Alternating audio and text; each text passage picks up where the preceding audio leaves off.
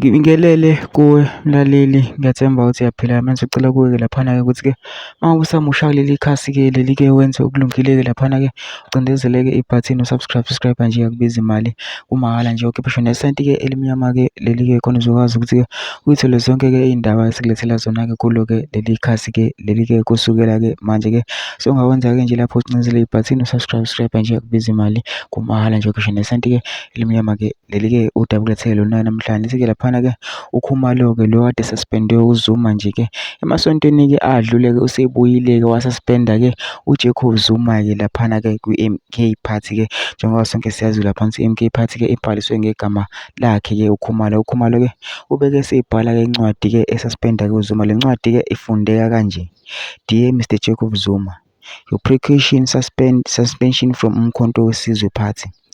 I rise to you in my capacity as the president of Umkhonto weSizwe Party. You have committed several acts of misconduct in relation to the activities of MK Party. These have brought the party into disrepute and caused confusion within the broader public and the membership of the MK.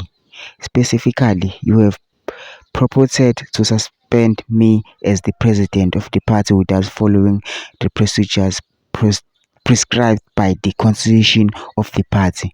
In these circumstances, you are here placed on precautionary suspension pending disciplinary proceedings being brought against you in terms of constitution of the MK Party.